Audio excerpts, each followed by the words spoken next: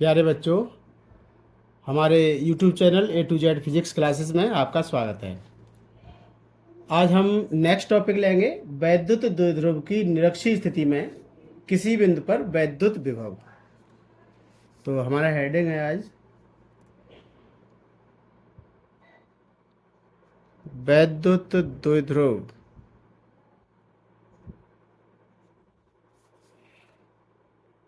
की निरक्षीय स्थिति में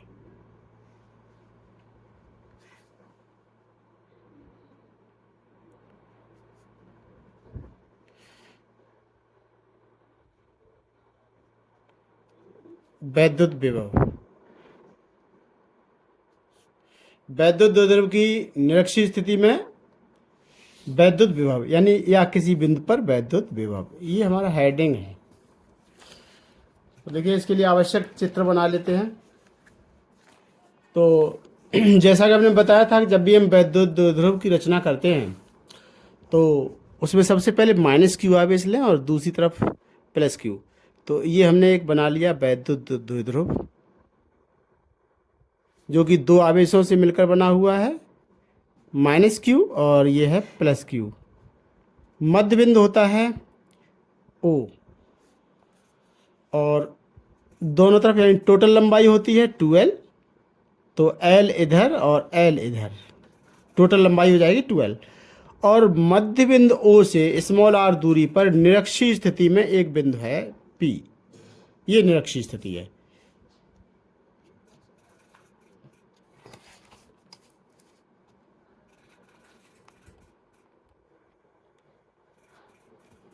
तो ये दूरी है स्मॉल r, यानी द्विध्रुव की मध्य बिंदु O से स्मॉल r दूरी पर एक बिंदु है P। तो बिंदु P पर हमें वैद्युत विभव ज्ञात करना है। तो माइनस क्यू को भी P से मिला देते हैं और इसी तरीके से इधर भी मिला देते हैं, क्योंकि हमें इन्हीं दूरियों का यूज फार्मूले के डेरिवेशन में करना है। तो मध्य बिंदु O से और माइनस क्यू तक कहना है, या ये बिंदु मान लो A और इधर B मान लीजिए। तो ये दूरी है L और ये दूरी है R। लेकिन जब हम फार्मूला ड्राइव करेंगे तब दूरी यूज होंगी हमारी AP और BP। तो हमें ये वाली दूरी मालूम होनी चाहिए। तो ये त्रिभुज बन जाएगा AOP, एक त्रिभुज बन गया। तो त्रिभुज में ये कर्ण बन जाएगा, ये एक आधार और एक इसमें से एक लंब भुजा हो जाएगी। तो कर्ण पर बना वर्ग शेष दो भुजाओं पर बने वर्गों के योग के बराबर होता है। तो इसे हम जानते हैं, यानी कर्ण का जो मान निकालेंगे तो ये हो जाएगा R² प्लस L²। इसको ज़्यादा एक्सप्लेन करने की जरूरत नहीं। लंब का वर्ग प्लस आधार का वर्ग बराबर होता है कर्ण का वर्ग। तो कर्ण बराबर निकालेंगे तो अंडर रूट लंब का वर्ग प्लस आधार वर्ग, तो अंडर रूट लंब का वर्ग प्लस आधार का वर्ग। ऐसे ही इधर भी under root R² plus L², ये हो जाएगा। तो इसमें सबसे पहले हम चित्र का वर्णन कर देंगे। तो यहाँ पर लिखना क्या है, माना ए बी एक वैद्युत द्विध्रुव है जो माइनस क्यू प्लस क्यू से मिलकर बना है, जिसकी लंबाई 2L है। द्विध्रुव की निरक्षीय स्थिति में मध्य बिंदु O से स्मॉल r दूरी पर एक बिंदु P है। बिंदु P पर हमें वैद्युत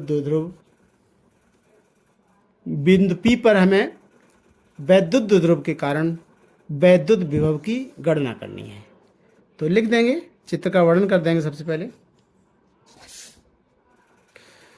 माना ए बी वैद्युत द्विध्रुव है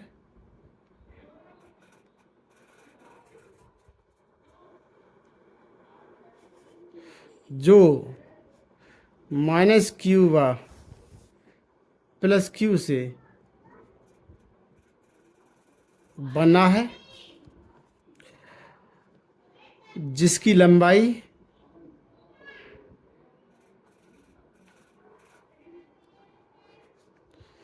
टू एल है और द्विध्रुव के निरक्षीय स्थिति में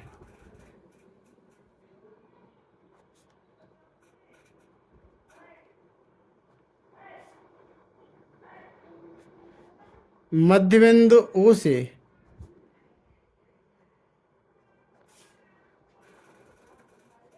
स्मॉल आर दूरी पर बिंदु P स्थित है।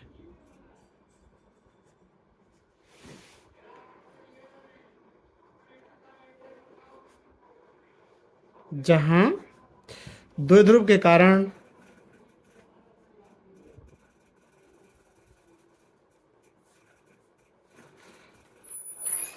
वैद्युत विभव ज्ञात करना है।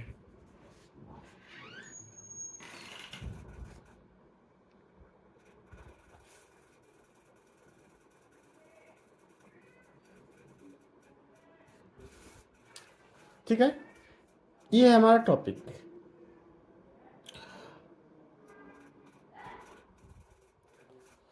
तो यहां पर मैं वैद्युत विभव ज्ञात करना है बिंदु P पर।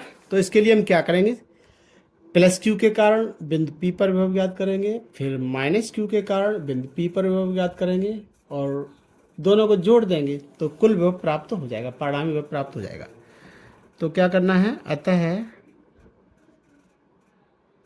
प्लस Q के कारण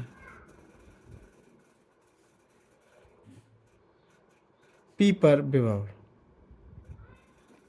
इसे V1 कह दीजिए। V1 बराबर 1/4πε0। विभव का सूत्र होता है V बराबर 1/4πε0 Q/R। तो Q अपॉन, यानी प्लस Q के कारण निकाल रहे हैं तो plus Q upon R। R का मतलब है, इस चित्र को ध्यान से देखिए, प्लस Q के कारण बिंदु P पर विभव निकालेंगे तो प्लस Q से P तक की दूरी लगेगी, जो कि ये दी हुई है √R² प्लस L²। तो दूरी है √R² प्लस L², ये हो जाएगा। इसी प्रकार से पुनः माइनस Q के कारण भी निकाला, ये माइनस Q है। माइनस Q के कारण जब P पर विभव निकालेंगे तो ये दूरी लगेगी। तो माइनस Q के कारण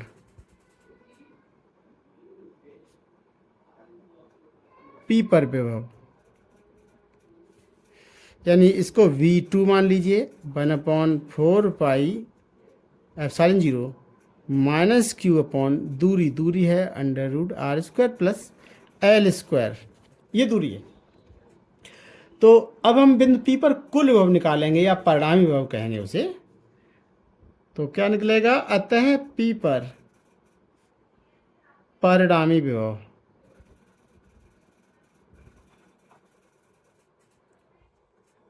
विभव V बराबर क्या निकलेगा, V1 प्लस V2। दोनों विभव को जोड़ दीजिए तो कुल विभव निकल के आ जाएगा। तो V1 का मान देखिए है ऊपर 1/4πε0 और plus Q/√R² plus L² plus V2 का मान, ये मान रख देंगे 1/4πε0 और ये माइनस Q, ये आएगा माइनस Q अपॉन, ये माइनस चिन्ह है भाई, माइनस चिन्ह, माइनस Q/√R² प्लस L²। ठीक है, ये माइनस चाहे तो बीच में आ जाएगा क्योंकि ये संख्या का इसमें गुणा ही तो हो रहा है, तो गुणा करने पर माइनस चिन्ह आगे जाता है। ये हो जाएगा 1/4πε0 और Q upon √R² plus L²।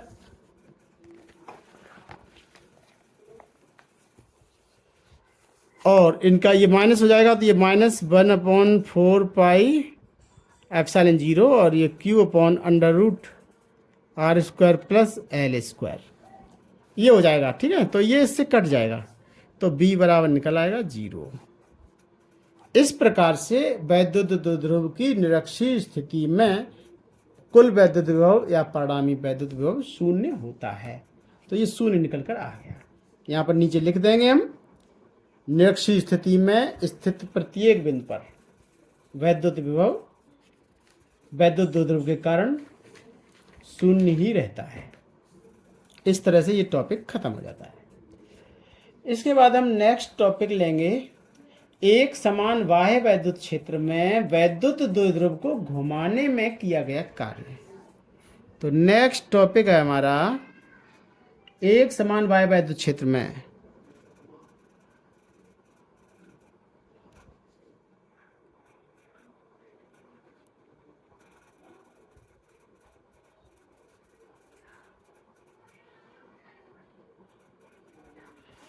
एक समान बाह्य वैद्युत क्षेत्र में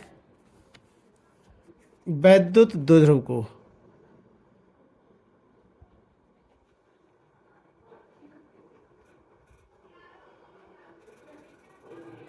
घुमाने में किया गया कार्य।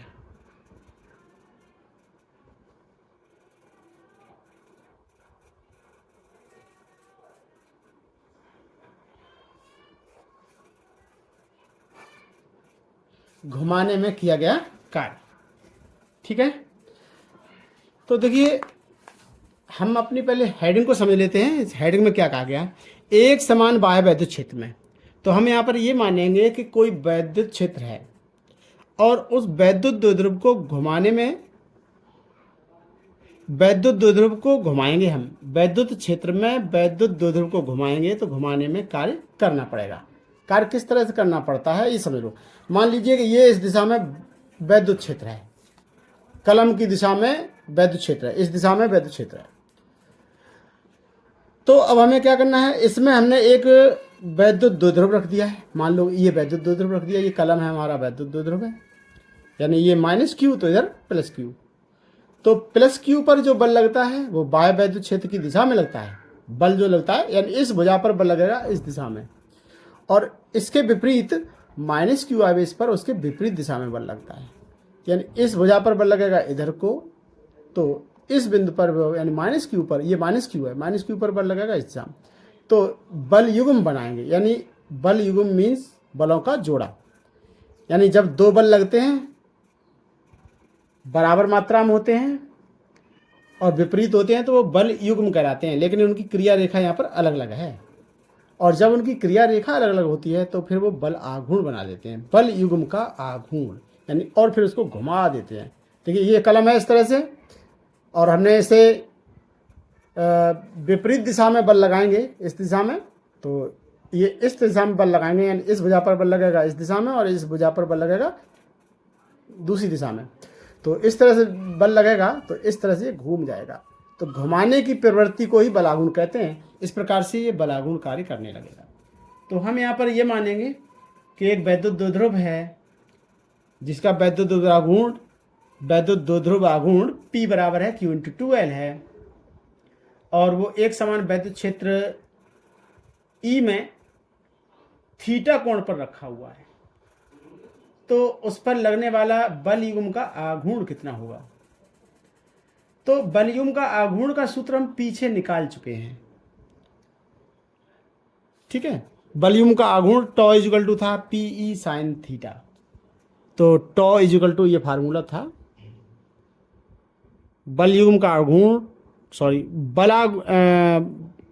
बल युग्म का आघूर्ण टॉ बराबर था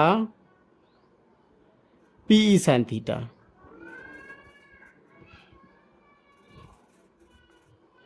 ये था। तो हम यहां पर मानते हैं, माना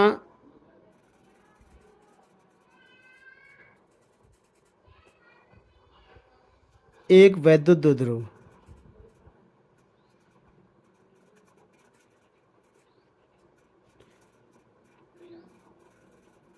जिसका द्विध्रुव आघूर्ण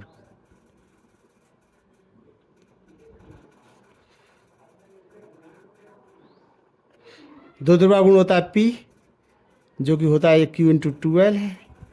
द्विध्रुव आघूर्ण कितना है, Q × 2L है। और ये एक समान वैद्युत क्षेत्र, एक समान वैद्युत क्षेत्र E में रखा है, वैद्युत क्षेत्र E में रखा है। तो उस पर लगने वाला, तो उस पर लगने वाला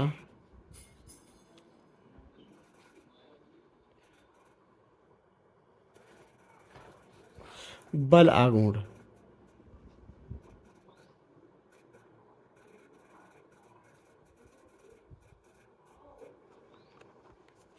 टॉ इक्वल टू होता है PE sin थीटा। तो ये हो गया टॉ, थोड़ा सा तिरछा कर देते हैं, टी जैसे आकार का होता है, लेकिन इसको टॉ पढ़ा जाता है, टॉ। तो इतना बलागुण कार्य करेगा। तो अब इस द्विध्रुव को सूक्ष्म कोण डी थीटा से घुमाएं तो कितना कार्य किया जाएगा। हमें निकालना क्या है कि थीटा कोण से पूरा पूरा घुमाएंगे हम, पूरा थीटा कोण से घुमाया जाएगा। जैसे हमने बताया था ये द्विध्रुव रखा हुआ है, वैद्युत द्विध्रुव को जब घुमाएंगे तो उस पर बलागुण कार्य करेगा। तो बलागुण का सूत्र तो है tau equal to P sine theta, लेकिन उसको घुमाने में कितना कार्य किया जाएगा वो हमें सूत्र निकालना है। तो हम ये मानेंगे कि डी थीटा कोण सूक्ष्म कोण डी थीटा कोण से घुमाया गया है, तो द्विध्रुव को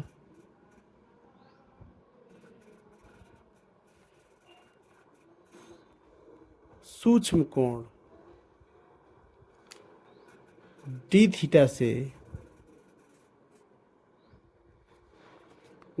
घुमाने में किया कार्य।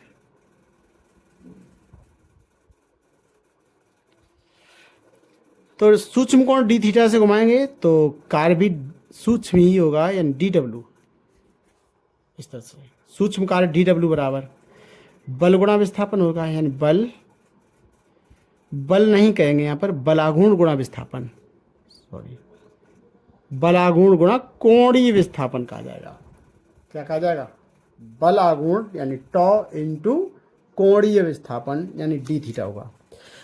तो टॉ का मान रख दीजिए, तो डी डब्ल्यू बराबर टॉ का मान P E sine theta into D theta, इतना हो जाएगा। अब हम यदि ये मान लें कि इसे प्रारंभिक कोण थीटा 0 से थीटा तक घुमाया जा रहा है, ठीक है, ये द्विध्रुव रखा हुआ है, मान लो प्रारंभिक कोण इतना है, इसको मान लो थीटा 0 मान लिया। अब यहाँ से घुमाते घुमाते और यहाँ तक घुमा दिया गया, अब अंतिम कोण इसका थीटा है। तो थीटा 0 से थीटा कोण तक घुमाने में किया गया कार्य, कुल किया गया कार्य निकालने के लिए इसका इंटीग्रेशन कर देते हैं। ठीक है, आता है द्विध्रुव को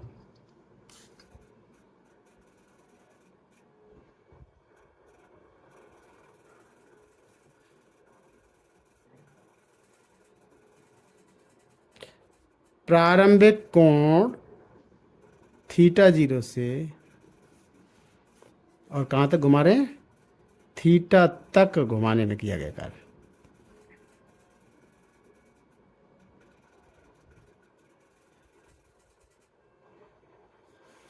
घुमाने में किया कार्य,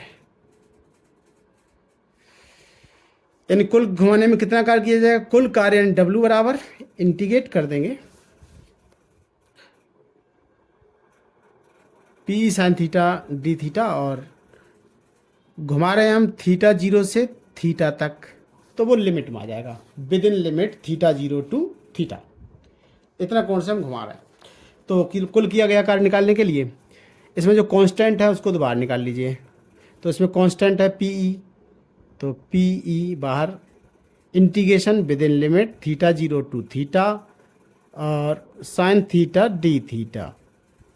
कहने मतलब हमें इंटीग्रेशन करना है साइन थीटा का थीटा के ही सापेक्ष। तो एक फार्मूला होता है इंटीग्रेशन साइन एक्स का इंटीग्रेशन एक्स के ही सापेक्ष होता है माइनस कॉस एक्स, यही फार्मूला यहाँ पर हम लगा देते हैं। तो किया गया कार्य यानी डब्ल्यू बराबर पी ई ऑलरेडी था,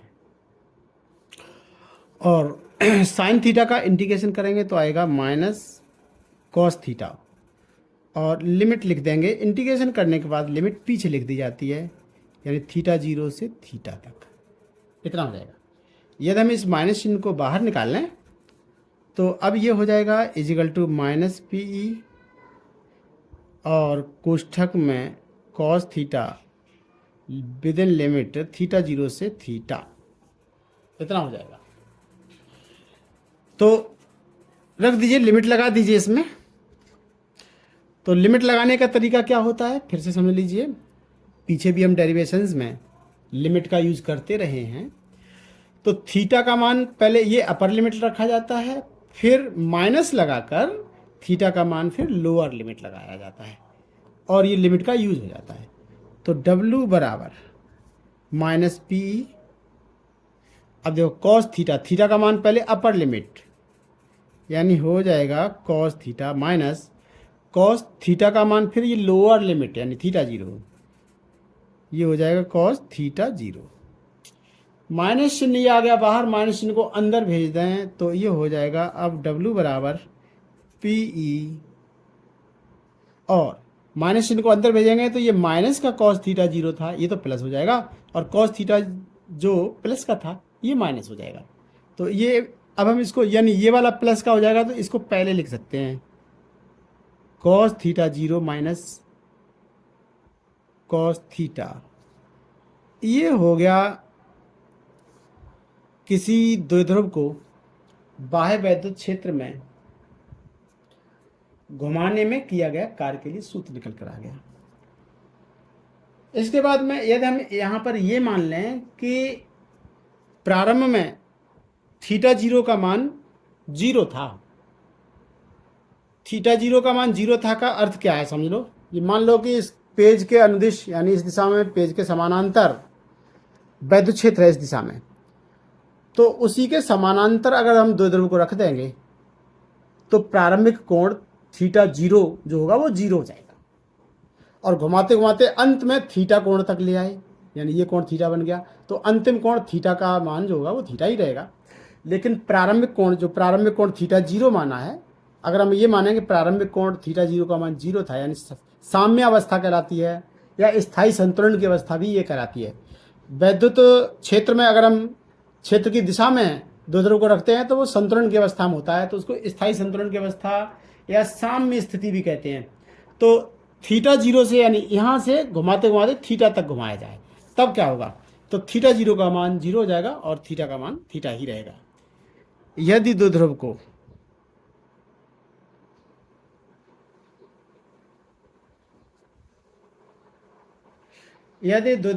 वैद्युत क्षेत्र की दिशा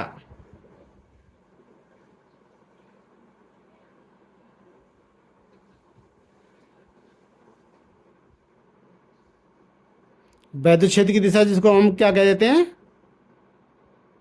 साम्य स्थिति भी कह देते हैं, या स्थायी संतुलन की स्थिति भी कहते हैं, है ना। साम्य स्थिति यानी स्थायी संतुलन की स्थिति जहां थीटा जीरो बराबर जीरो से थीटा तक घुमाया जाए।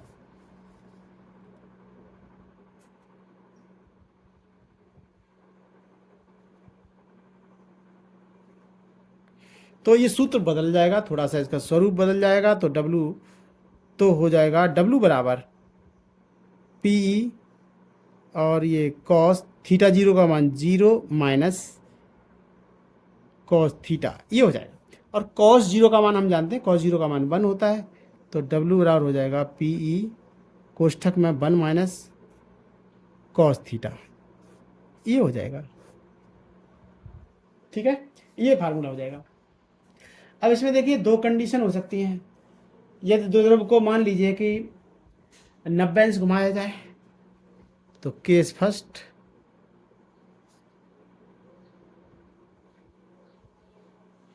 यदि द्विध्रुव को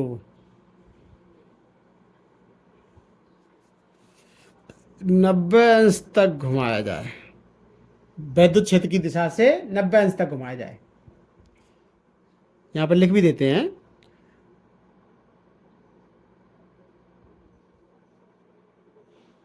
क्षेत्र की दिशा से 90 अंश घुमाया जाए, 90 अंश तक घुमाया जाएगा तो हो जाएगा W बराबर पी 1 माइनस कॉस 90, यानी P 1 माइनस कॉस 90 का मान 0 होता है, तो बराबर हो जाएगा प्लस PE 1 माइनस 0 यानी 1 का गुणा P में करेंगे तो P, तो इतना होगा, किया गया कार्य इतना होगा।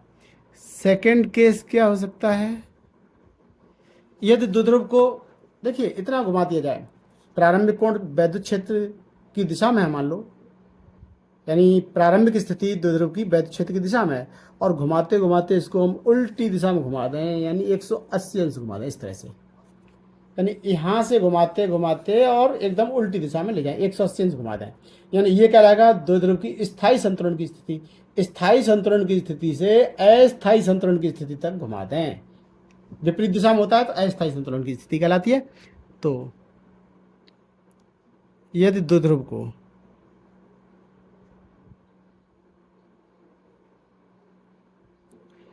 वैद्युत क्षेत्र की दिशा से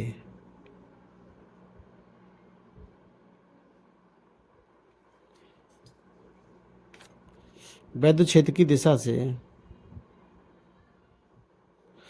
180 अंश घुमाया जाए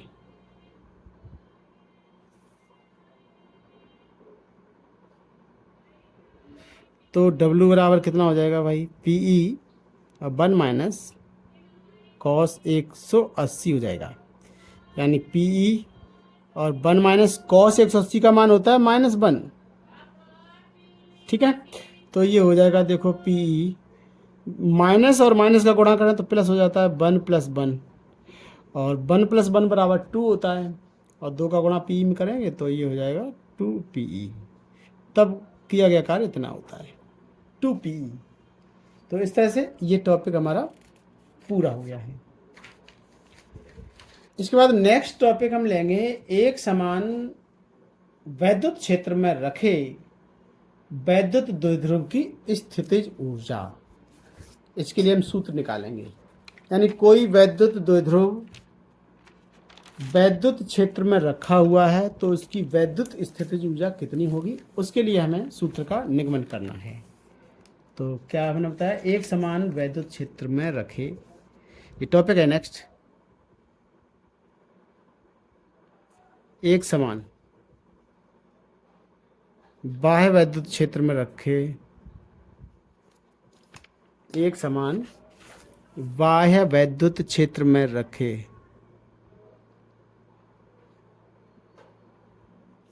वैद्युत द्विध्रुव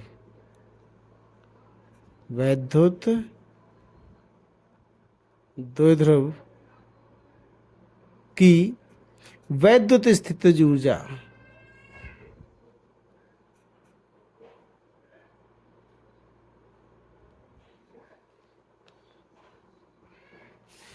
ये है हमारा टॉपिक। इस हेडिंग को समझ लीजिएगा। देखिए, हमें ये समझना होगा कि वैद्युत क्षेत्र में अगर हम वैद्युत द्विध्रुव को रखते हैं तो किस किस प्रकार से उसमें ऊर्जा आ जाएगी, किस किस प्रकार से स्थितिज ऊर्जा आ जाएगी। तो किसी वैद्युत क्षेत्र में रखे हुए वैद्युत द्विध्रुव की ऊर्जा जो होती है वो दो भागों में, दो पार्ट्स में डिवाइड होती है। एक तो उसके यानी द्विध्रुव की निकाय की रचना करने में ही कुछ कार्य करना पड़ता है, वो भी उसमें स्थितिज ऊर्जा के रूप में संचित हो जाता है। फिर मान लीजिए कि वो द्विध्रुव, जैसे मान लो यही द्विध्रुव है, मान लो ये -Q है, ये +Q आवेश है, उनसे मिलकर ये द्विध्रुव बना है और ये वैद्युत क्षेत्र की दिशा है। तो ऐसी स्थिति में यानी वैद्युत क्षेत्र की अगर दिशा में ही द्विध्रुव रखा होगा तो उस समय तो केवल द्विध्रुव की रचना करने में जो कार्य करना पड़ेगा वो ही उसमें स्थितिज ऊर्जा के रूप में संचित हो जाएगी। लेकिन अगर हम मान लो कि द्विध्रुव को, तो पहले तो यानी द्विध्रुव, किसी द्विध्रुव को अपने वैद्युत क्षेत्र में रखा, क्षेत्र के समानांतर रखा, तो द्विध्रुव की रचना करने में जो कार्य किया जाएगा वो उसमें स्थितिज ऊर्जा के रूप में संचित हो गई। फिर उसको मान लीजिए हमने घुमा और दिया, तो घुमाने में भी कार्य करना पड़ेगा, और वो किया गया कार्य भी द्विध्रुव में स्थितिज ऊर्जा के रूप में संचित हो जाएगा। तो हम पहले तो द्विध्रुव की रचना करने में किए गए कार्य की गणना करेंगे, फिर घुमाने में किए गए कार्य की गणना अभी हम कर चुके हैं पिछले डेरिवेशन में ही, जिसमें घुमाने में किया गया कार्य W बराबर था PE और 1 माइनस कॉस थीटा, यानी W बराबर PE कोष्टक में 1 माइनस कॉस थीटा ये था। तो दोनों को अगर हम जोड़ देंगे तो किया गया कुल कार्य हमें प्राप्त हो जाएगा। ठीक है, तो इस प्रकार से यहाँ पर हम किए गए कुल कार्य को निकाल कर द्विध्रुव की स्थितिज ऊर्जा निकाल पाएंगे। तो यहाँ पर हम ये मान लेते हैं कि एक समान वैद्युत क्षेत्र है, ये वैद्युत क्षेत्र है E, एक समान वैद्युत क्षेत्र है, ये वैद्युत क्षेत्र है E। अब इसमें पहले हम द्विध्रुव को लाते हैं और रचना करते हैं द्विध्रुव की। ये मान लीजिए एक द्विध्रुव की रचना हो रही है, तो एक तो माइनस क्यू आवेश और एक प्लस क्यू आवेश से मिलकर बना हुआ है, और इन आवेशों को माइनस क्यू और प्लस क्यू आवेश को हम लाए हैं इधर अनंत से, इधर है कहीं अनंत, और अनंत से आवेशों को लाया गया है। और द्विध्रुव बनाने के लिए दोनों आवेशों के बीच की दूरी जो होती है वो है 2l। ठीक है, तो अब यहाँ पर विचार करना है कि प्लस क्यू पर बल किधर लगेगा, माइनस क्यू पर बल किधर लगेगा। तो हमें ये मालूम है पहले से ही कि प्लस क्यू आवेश पर सदैव वैद्युत क्षेत्र की दिशा में बल लगता है, यानी ये प्लस क्यू है, इस पर बल लगेगा इस दिशा में, F बराबर क्यू ई। और माइनस क्यू पर बल लगता है, क्षेत्र इस दिशा में है तो उसके विपरीत दिशा में बल लगता है, यानी इस दिशा में लगेगा बल, वैद्युत बल इधर F बराबर माइनस, यानी माइनस तो है ही लेकिन दिशा बदल जाएगी, उससे बल की मात्रा वही होगी, F बराबर क्यू ई। तो विपरीत दिशा में बल लगता है। तो मान लीजिए कि हम अनंत से इधर कहीं से ला रहे हैं, आवेश को ला रहे हैं, तो उसमें से मान लीजिए कि पहले हम प्लस क्यू आवेश को यहाँ से ला रहे हैं, इधर से इधर को ला रहे हैं, तो यहाँ पर प्लस क्यू आवेश रखा हुआ है, तो इस पर बल लगेगा। प्लस क्यू आवेश पर हमेशा वैद्युत क्षेत्र की दिशा में बल लगता है, तो इधर को बल लगेगा। तो प्लस क्यू को जब हम उसके विपरीत दिशा में धक्का मारते हुए लाएंगे, यानी बल तो लग रहा है दूर की ओर और ला रहे हैं पास की ओर, तो बल के जब विरुद्ध दिशा में, विपरीत दिशा में अगर हम प्लस क्यू आवेश को लाएंगे तो प्लस क्यू आवेश को लाने में हमें कार्य करना पड़ेगा। इसके विपरीत यहाँ पर समझ लीजिए, ऐसी माइनस क्यू की बात करें, मान लो माइनस क्यू को भी फिर हम अनंत से लाए हैं द्विध्रुव की रचना करने के लिए, तो माइनस क्यू को जैसे मान लो ये माइनस क्यू रखा हुआ है, तो माइनस क्यू पर बल लगेगा, वैद्युत क्षेत्र की दिशा ये है, तो इसके विपरीत दिशा में बल लगेगा, यानी माइनस क्यू पर बल लगेगा इस दिशा में। तो माइनस क्यू पर जो बल लगेगा वो इस दिशा में लगेगा, और इसी दिशा में हम ले जा रहे हैं। जिस दिशा में बल लग रहा हो उसी दिशा में ले जाएंगे तो हमें कोई कार्य नहीं करना पड़ता, बल्कि कार्य प्राप्त और होता है। तो यहाँ से निष्कर्ष ये निकला कि प्लस क्यू को इस दिशा में लाने के लिए हमें कार्य करना पड़ता है, माइनस क्यू को इसी दिशा में लाने के लिए कार्य प्राप्त होता है। तो मान लीजिए कि अनंत से लाए, प्लस क्यू को यहाँ तक लाए तो कार्य करना पड़ा, और माइनस क्यू को भी यहीं तक लाए तो उतना ही कार्य हमें प्राप्त हो जाएगा। यानी प्लस क्यू को लाने में किया गया कार्य और माइनस क्यू को लाने में प्राप्त कार्य दोनों बराबर होंगे, अतः नेट कार्य यहाँ तक शून्य ही होगा। लेकिन माइनस क्यू को हमें चूंकि द्विध्रुव की रचना करनी है, तो माइनस क्यू आवेश को हमें और आगे तक ले जाना है, और कितनी आगे तक ले जाएंगे, 2l अतिरिक्त दूरी ले जाना है। तो माइनस क्यू को आवेश को चूंकि लाने में हमें कार्य प्राप्त हो रहा था, तो इतना अतिरिक्त कार्य प्राप्त हो जाएगा, और प्राप्त कार्य हमेशा होता है ऋणात्मक। अतः द्विध्रुव की रचना करने में नेट कार्य हमें प्राप्त ही होगा, यानी ऋणात्मक होगा। तो और कितना प्राप्त कार्य होगा वो यहाँ पर हम चित्र का वर्णन बाद में कर लेंगे, पहले यहाँ पर लिख लेते हैं। तो वैद्युत द्विध्रुव को, अथवा कहें कि माइनस क्यू को 2l अतिरिक्त दूरी तय करनी पड़ती है।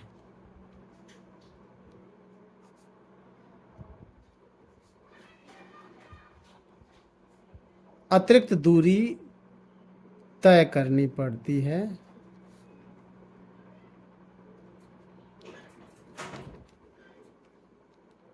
अतः नेट प्राप्त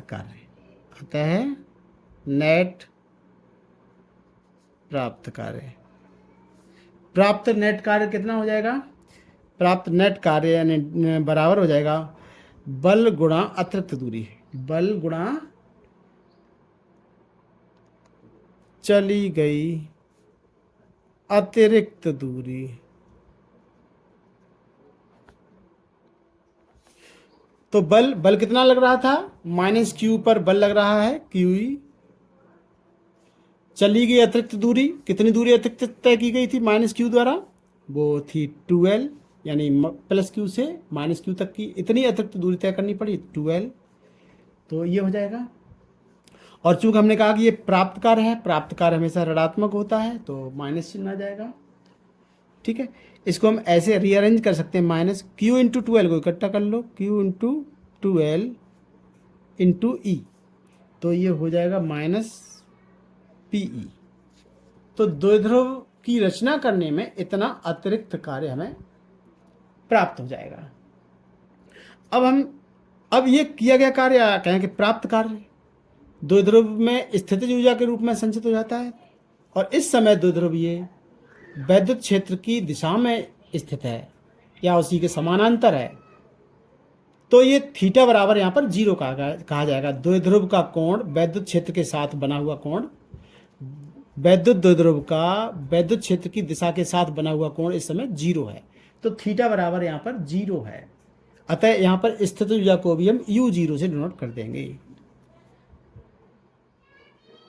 अतः स्थितिज ऊर्जा, या कह दें अतः किया गया कार्य ऊर्जा के रूप में संचित हो जाएगा।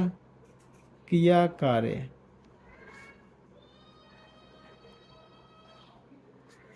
द्विध्रुव में स्थितिज ऊर्जा के रूप में संचित हो जाता है।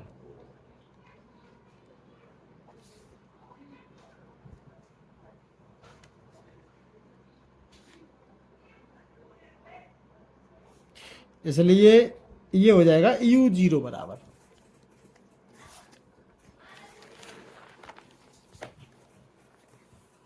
ये हो जाएगा u0 कितना हो गया, माइनस पीई, इतना हो गया। और यदि हम इसको अभी हमने जैसा कि बताया था कि द्विध्रुव में यानी बाह्य वैद्युत क्षेत्र में जो द्विध्रुव रखा होता है उसकी कुल ऊर्जा 2 कारणों से होती है। एक तो उसके निर्माण में किए गए कार्य के बराबर, और फिर उसको घुमाने में किए गए कार्य के बराबर। तो निर्माण में द्विध्रुव की रचना करने में किया गया कार्य तो इतना निकल आया माइनस पी, तो ये भी इसमें स्थितिज ऊर्जा के रूप में संचित हो जाएगा, तो ये कहलाएगा u0 जो कि माइनस पी। फिर अब द्विध्रुव को मान लीजिए घुमा और दें, तो घुमाने में जो कार्य करना पड़ेगा वो भी उसमें स्थितिज ऊर्जा के रूप में संचित हो जाएगा। तो थीटा कोण तक घुमा दें तब किया गया कार्य कितना हो जाएगा। ठीक है, तो लिख देंगे अतः थीटा कोण पर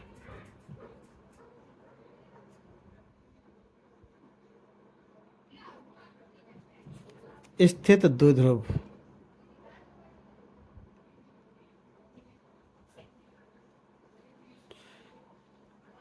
कुल स्थितिज ऊर्जा कितनी हो जाएगी,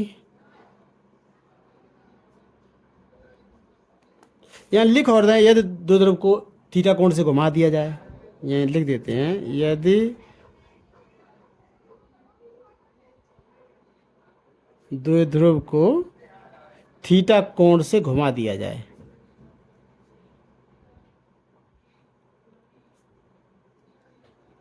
घुमा दिया जाए तो क्या हो जाएगा, तो थीटा कोण पर स्थित ऊर्जा यानी यू थीटा कहलाएगा।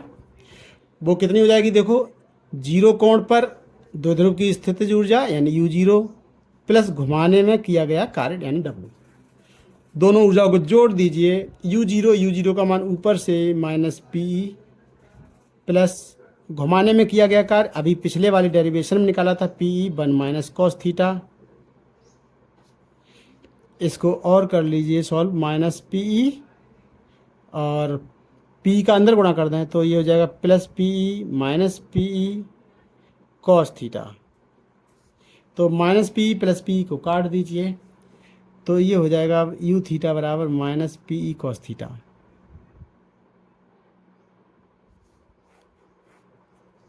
ये हो जाएगा। इस प्रकार से ये सूत्र का निगमन हो गया। अगर थीटा कोण पर कोई द्विध्रुव रखा हुआ है तो उसकी कुल स्थितिज ऊर्जा के लिए सूत्र हो जाएगा यू थीटा बराबर माइनस पी कॉस थीटा। अब देखिए हमने इसका चित्र का वर्णन नहीं किया था तो हम यहाँ पर इसमें लिख सकते हैं चित्र के बारे में। क्या लिख सकते हैं कि माना एक समान वैद्युत क्षेत्र में एक द्विध्रुव की रचना की गई है, या कहें कि द्विध्रुव को थीटा कोण पर रखा गया है, तो यह किया गया कार्य 2 भागों में होगा। पहला भाग द्विध्रुव की रचना करने में और फिर द्विध्रुव को घुमाने में, 2 भागों में होगी। तो रचना करने में किया गया कार्य इतना हुआ, नीचे निकाल दिया हमने, और फिर घुमाने में किया गया कार्य, दोनों को जोड़ दिया। तो हमने क्या कहा, माना द्विध्रुव को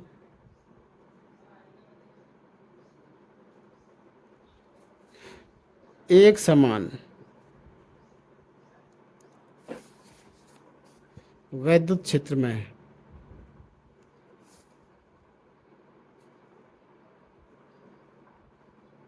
एक समान वैद्युत क्षेत्र में थीटा कोण पर रखा गया है।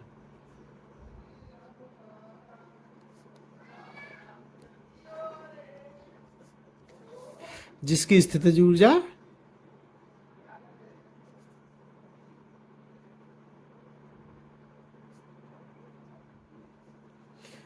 दो भागों में होगी।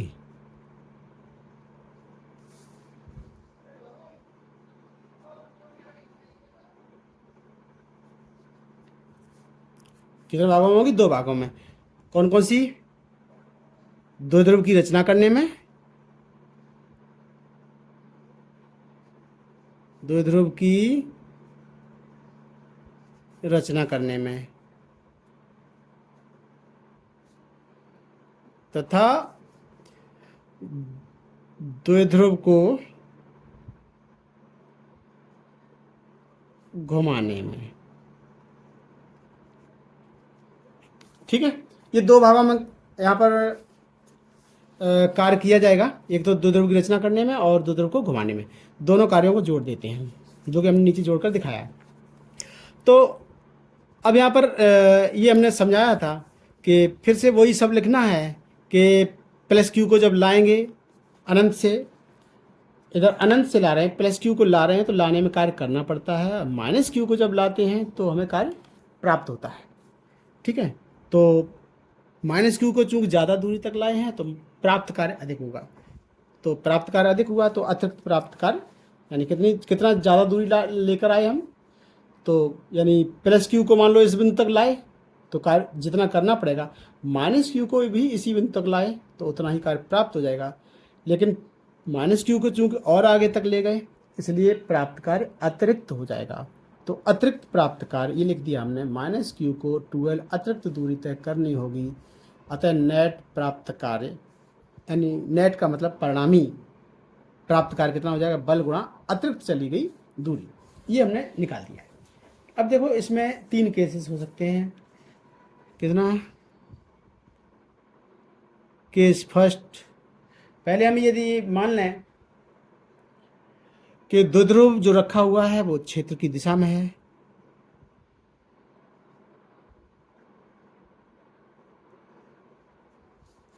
द्विध्रुव वैद्युत क्षेत्र की दिशा में है,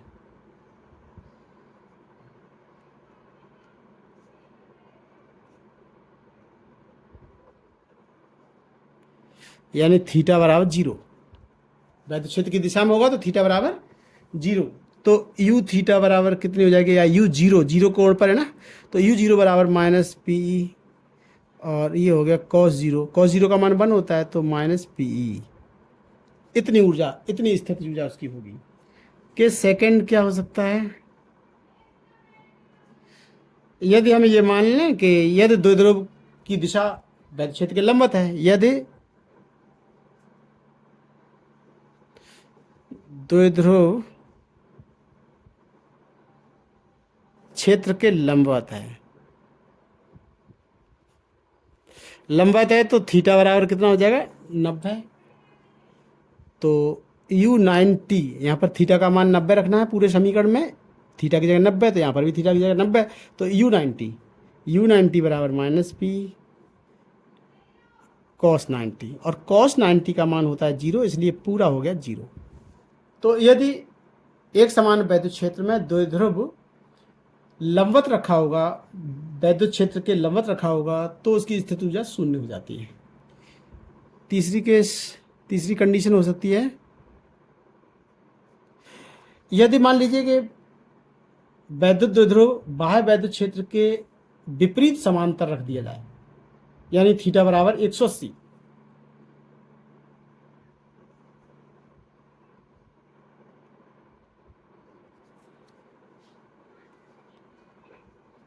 वैद्युत क्षेत्र के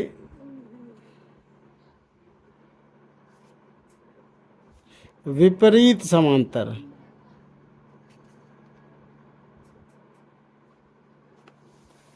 विपरीत समांतर रखें तो थीटा बराबर अब की बार हो जाएगा 180। तो फिर u 180 बराबर माइनस पीई कॉस 180 180 रख देंगे तो ये हो जाएगा, देखो माइनस पीई कॉस 180 का मान -1, इसलिए हो जाएगा ये प्लस पीई। ये हो गया। तो इस तरह से ये टॉपिक भी हमारा पूरा हो जाता है। इसके बाद में हम नेक्स्ट टॉपिक लेंगे वैद्युत धारिता।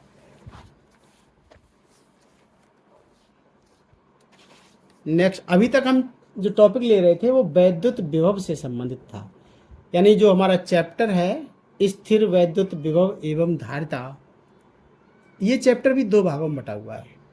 तो पहला पार्ट है इसका स्थिर वैद्युत विभव, तो स्थिर वैद्युत विभव वाला पार्ट खत्म हो गया, और दूसरा इसी में पार्ट है स्थिर वैद्युत विभव एवं धारिता। तो दूसरा पार्ट है इसमें धारिता, तो धारिता वाला टॉपिक यहाँ से हम स्टार्ट कर देते हैं। तो हमारा हेडिंग होगा वैद्युत धारिता।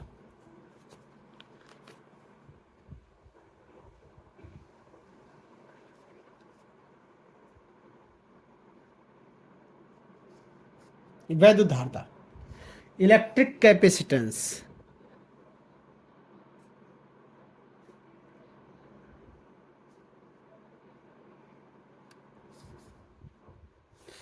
इलेक्ट्रिक कैपेसिटेंस क्या होती है? इलेक्ट्रिक कैपेसिटेंस, वैद्युत धारिता क्या होती है, इसको समझ लीजिए। वैद्युत धारिता को समझने से पहले हमें धारिता समझनी है। धारिता क्या होती है? धारिता का मतलब होता है धारण करने की क्षमता। अगर शब्द में अगर वैद्युत और जोड़ दिया, यानी वैद्युत धारिता, इसका मतलब है वैद्युत आवेश धारण करने की क्षमता। किसी भी चालक, अब वैद्युत आवेश को संचित करने के लिए यानी धारण करने के लिए ऐसा नहीं है कि हमें किसी बाल्टी या टब की आवश्यकता होगी। जिस तरह से पानी को भरने के लिए एक बाल्टी की आवश्यकता पड़ेगी, एक बर्तन की आवश्यकता पड़ेगी, तो पानी को भरने के लिए और तरह के बर्तन की आवश्यकता पड़ेगी, तो आवेश को धारण करने के लिए किसी दूसरे प्रकार के बर्तन की आवश्यकता पड़ेगी। तो जिस तरह से एक बाल्टी है और एक बाल्टी में मान लीजिए कि 15 लीटर पानी हम इकट्ठा कर सकते हैं, तो हम ये कहेंगे कि उस बाल्टी की धारिता 15 लीटर है। इसका अर्थ ये हुआ कि उस बाल्टी में अधिकतम पानी को धारण करने की जो क्षमता है वो 15 लीटर है। इसी प्रकार से जो बहुत सारे चालक होते हैं, जैसे मान लो कि हमारा ये पैमाना ही है, ये भी एक चालक है, तो इसमें भी आवेश संचय करने की जो क्षमता होगी वो एक निश्चित होगी। उस सीमा से ज़्यादा अगर आवेश दे देंगे तो वो आयनित होकर यानी वातावरण को आयनित कर देगा, और आयनाइज करके वो स्वतः ही आवेश वहाँ से रिलीज हो जाएंगे वातावरण में। तो एक निश्चित मात्रा से ज़्यादा अगर आवेश किसी पर संचय कर देंगे तो वो स्वतः ही वातावरण में आवेश रिलीज होने लगेंगे। तो जब तक वो रिलीज नहीं हो रहे हैं तब तक उस पर जितना आवेश संचय हो जाता है, संचित हो जाता है, वही उसकी धारिता है। क्लियर हुआ कि नहीं? दोनों में थोड़ा सा अंतर है। एक तो जैसे हमने कहा कि एक बाल्टी है, बाल्टी में ज़्यादा से ज़्यादा पानी कितना भरा जा सकता है फैलने से पहले। बाल्टी में पानी फैलने से पहले जितना अधिकतम पानी भरा जा सकता है वो बाल्टी की धारिता है। मान लीजिए कि बाल्टी में अधिकतम 15 लीटर पानी भरा जा सकता था, तो हम ये कहेंगे कि बाल्टी की धारिता 15 लीटर है। इसी प्रकार से आवेश यहाँ पर संचित करना है, मान लीजिए पैमाना है, इस पर आवेश हमें संचय करना है। तो आवेश संचित करने के लिए आवेश का मात्रक होता है कूलाम, तो कितने कूलाम इस पर हम आवेश संचित कर दें कि इससे स्वतः ही आवेश वातावरण में रिलीज ना होने लगे। तो उससे पहले इस पर जितना आवेश एकत्रित किया जा सकता है वो इस चालक की धारिता कहलाएगी, वैद्युत धारिता कहलाएगी। तो यही है वैद्युत धारिता। तो वैद्युत धारिता की परिभाषा क्या निकल कर आई? वैद्युत धारिता की परिभाषा निकली है कि किसी चालक की आवेश संचित करने की क्षमता ही या संग्रह करने की क्षमता ही उसकी धारिता, वैद्युत धारिता कहलाती है। लिख देंगे इसी बात को, किसी चालक की आवेश संचय करने की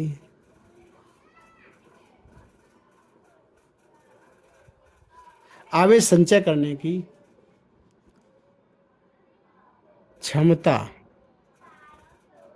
ही उसकी वैद्युत धारता कहलाती है।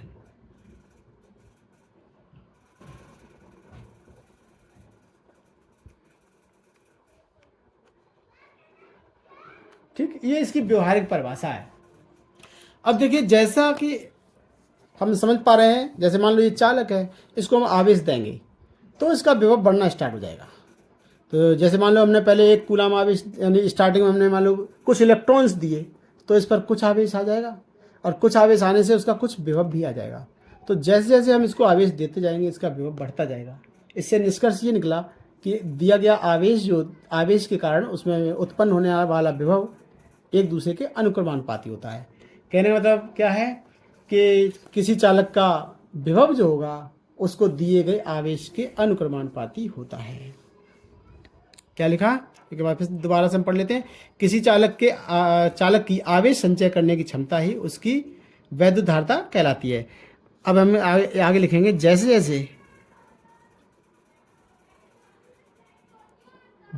जैसे चालक को आवेश दिया जाता है,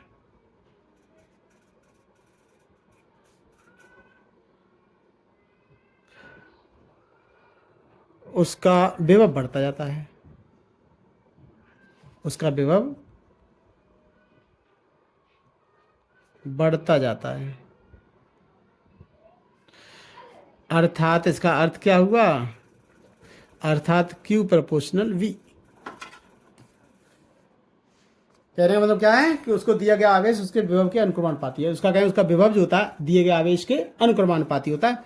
तो Q प्रोपोर्शनल V, अगर हम अनुक्रमानुपात को बराबर बदलते हैं तो Q इक्वल टू आ जाएगा CV, जहाँ पर C जो है एक अनुक्रमानुपाती नियतांक है।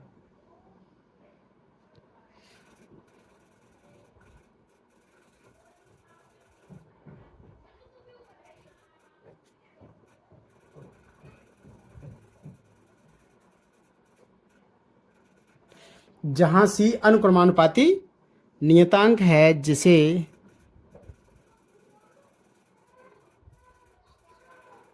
चालक की धारता कहते हैं। चालक की वैद्युत धारता।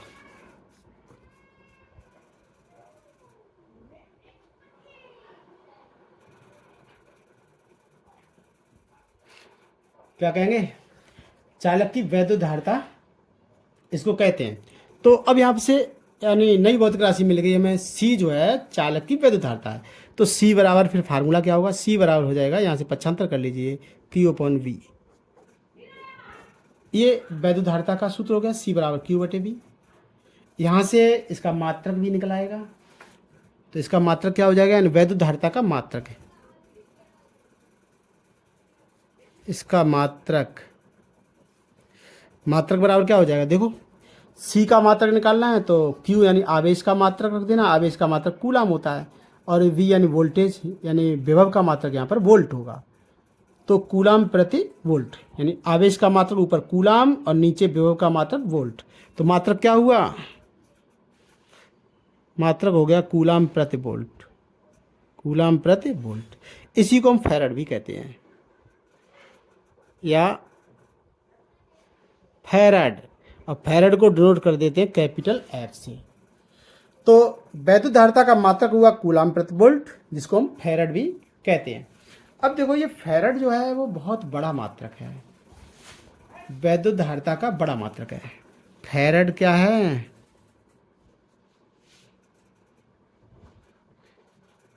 वैद्युत धारता का बड़ा मात्रक। अतः अन्य छोटे भी इसके व्यवहारिक मात्रक भी होंगे, अतः अन्य छोटे जो व्यवहार में यूज होते हैं, व्यवहारिक मात्रक निम्नवत हैं। ठीक है, तो कौन से छोटे मात्रक हैं? तो इसके छोटे मात्रक हैं जैसे माइक्रोफैरड है, पिकोफैरड है, मिलीफैरड भी यूज नहीं होता, तो माइक्रोफैरड और पिकोफैरड ही यूज होते हैं। कौन कौन से हैं? माइक्रोफैरड,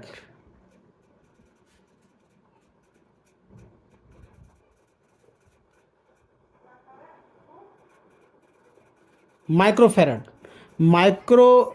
देखो माइक्रो के लिए डिनोट हम करते हैं म्यू से, और फैरड के लिए करते हैं एफ से। तो 1 माइक्रोफैरड यानी 1 म्यू एफ, 1 माइक्रोफैरड बराबर होता है 10⁻⁻6 फैरड, ये होता है। और पिकोफैरड की बात करें तो 1 पिकोफैरड,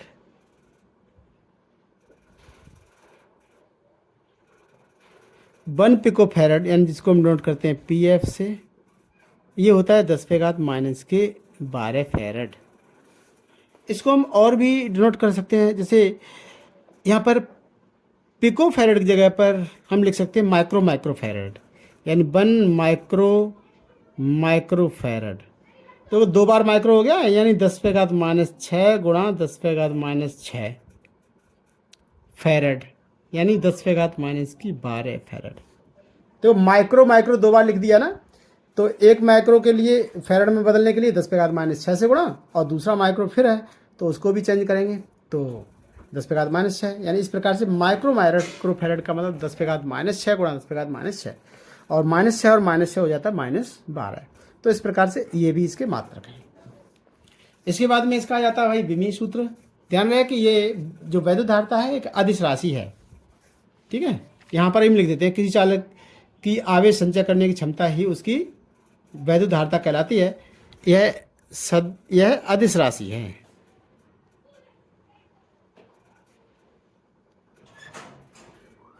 यानी वैद्युत धारिता कोई सदिश राशि नहीं है, उसमें कोई दिशा नहीं होती है, केवल परिमाण होता है, ये माप होती है, आवेश संचय करने की क्षमता की माप होती है।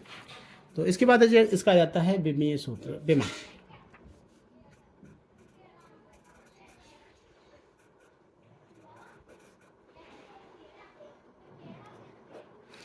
तो वैद्युत धारिता का विमीय सूत्र निकालने के लिए सबसे पहले तो वैद्युत धारिता का सूत्र लिख लीजिए। Q बराबर C बराबर होता है Q/V, जैसा कि हमने ऊपर ये निकाल चुके हैं। ये धारिता का सूत्र है C बराबर Q/V। अब हमें इसका विमीय सूत्र निकालना है। तो देखो बहुत सिंपल तरीका होता है। वैद्युत धारिता का विमीय सूत्र हो या किसी भी भौतिक राशि का विमीय सूत्र हो, तो हम क्या करते हैं, जो जिसका विमीय सूत्र निकालना होता है वो बाईं तरफ है, शेष सभी भौतिक राशियों को दाईं तरफ ले जाओ, जैसा कि इस सूत्र में है। तो अब Q यानी आवेश का विमीय सूत्र और वैद्युत विभव यानी V का विमीय सूत्र ये हमें मालूम होने चाहिए, वो यहाँ पर रख दीजिएगा।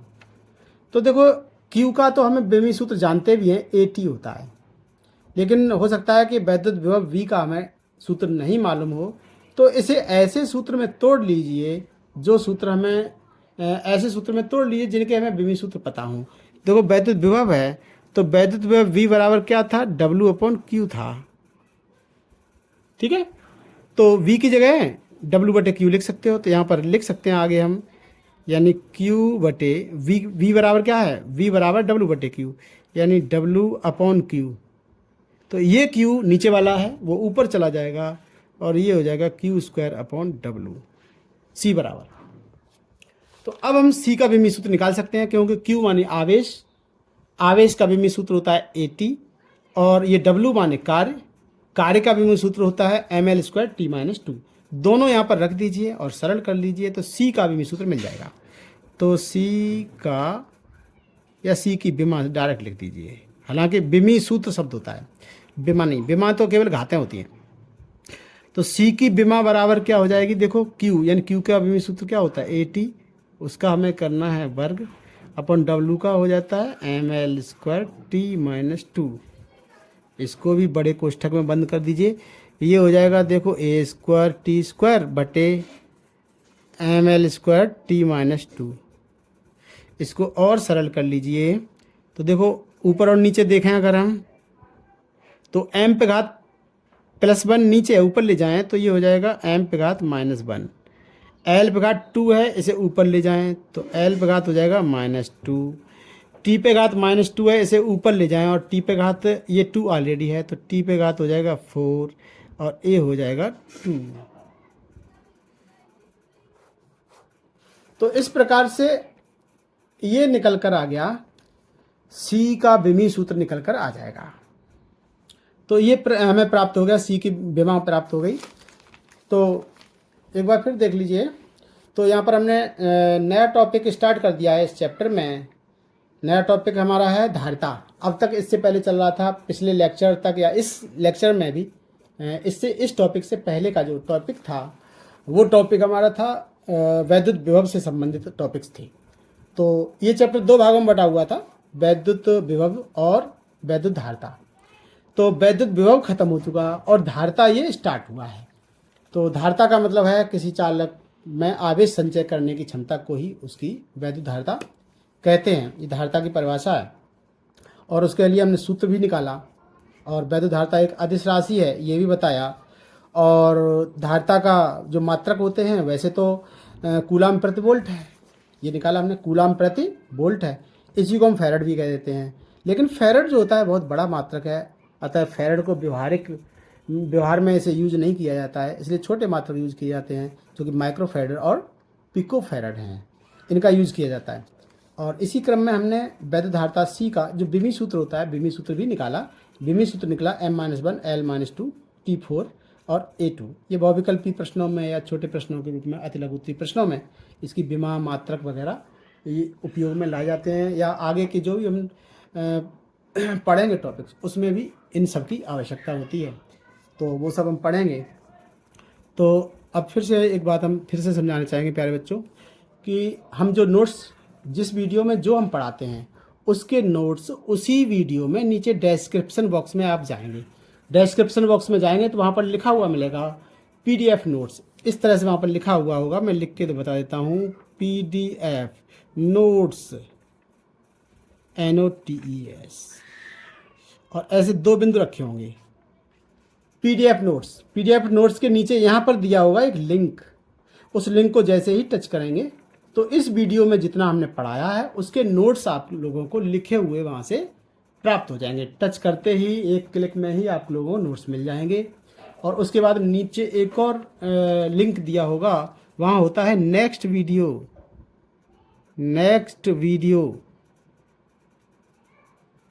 और ऐसे 2 बिंदु रखे होंगे और उसके नीचे यहाँ पर लिंक दिया होगा तो वो है नेक्स्ट वीडियो। नेक्स्ट वीडियो का मतलब अगला वीडियो, यानी उसको टच करते ही जो ये वीडियो ख़त्म हो रहा है उससे जस्ट अगला वाला वीडियो में वहाँ पर मिल जाएगा। इस प्रकार से 2 लिंक हम हर वीडियो में देते हैं, एक PDF नोट्स का और एक नेक्स्ट वीडियो का। 2 लिंक देते हैं जिससे आप लोगों को नोट्स, जिस वीडियो में आपने लेक्चर हमारा सुना है उसी वीडियो में आप लोगों को जो पढ़ाया गया उसके नोट्स मिल सकें। और अगला वीडियो तक आपको पहुँचने के लिए नेक्स्ट वीडियो का लिंक दे रखा है हमने। इस प्रकार से आप क्रम से एक वीडियो अगर हमारा प्राप्त कर लेते हैं तो उसी के क्रम में अगला वीडियो आप लगातार प्राप्त करते चले जाएंगे। तो प्यारे बच्चों, अगर हमारे वीडियो आप लोगों को अच्छे लगते हैं तो वीडियो को आप लोग लाइक करें और अगर आपने चैनल अभी तक सब्सक्राइब ना किया हो तो चैनल को सब्सक्राइब करें। अपने छात्रों को, अपने साथियों को हमारे वीडियोस जो हैं शेयर करें जिससे उन लोगों को भी लाभ मिल सके। और क्रम से हमारे वीडियो लगातार देखते रहें। इसी के साथ इस वीडियो को हम बंद करते हैं, यानी इस टॉपिक को बंद करते हैं। आज का वीडियो ख़त्म करते हैं। मिलते हैं नेक्स्ट वीडियो में नेक्स्ट टॉपिक के साथ। Thank you for watching.